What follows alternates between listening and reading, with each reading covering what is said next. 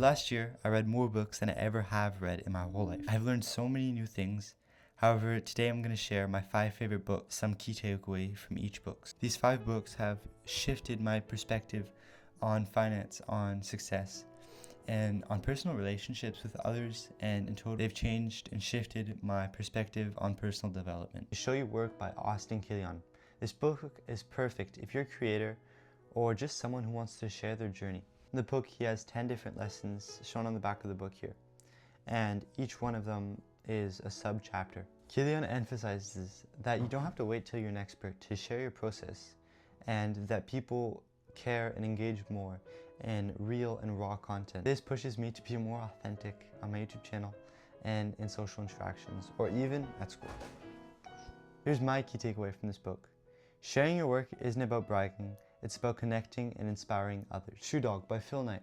Shoe Dog is a raw and honest book about an entrepreneur who created a masterpiece. One lesson that stood out to me is perseverance and believing in yourself, especially when the odds are stacked up against you. Now the third book is Be Your Future Self Now by Benjamin Hardy. I've gone over a couple times just to review some of the concepts, but here's what I think. This book focuses on who you want to become and how to align what you do today with your future self, instead of waiting for the perfect moment or waiting for time for it to happen. One thing that stuck with me is, say you want to become a pilot.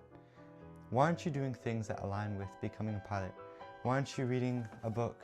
You could pick up a book on how to be a pilot, or whatever it is that you need to do. You could even join Air Cadets and get your pilot's license through there. Let's say, instead of waiting for the right moment, thinking that you need to wait, do it now, because that's how you become your future self. Now, whenever I'm doing something, I ask myself, would my future self thank me for this? The fourth book, How to Win Friends and Influence People by Dale Carnegie, is a classic.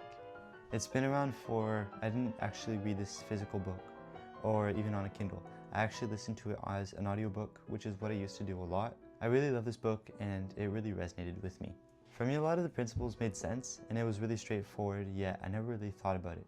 For example, when you were with people and you want those people to like you, well, listen to them. Like, I actually listened to them. I was with this girl. We took a couple walks around town, and in the end, I didn't do much talking. I listened most of the time, and we both had a good time. I felt good that she felt understood, and she felt good that she felt understood. Another one is to call people by their names. People will thank you for calling them by their name, because their name is their one thing that defines them from everyone else. They have their name. I'm Simon. You're Xavier, and those are our names. Next time you forget someone's name, ask them, hey, what's your name?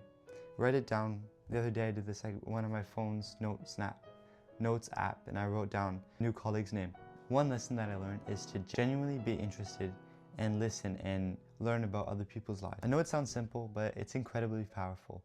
And I notice whenever I apply this into conversations, they just skyrocket and they're much better conversations. Success isn't just about skills. It's about how well you can communicate and connect with other people.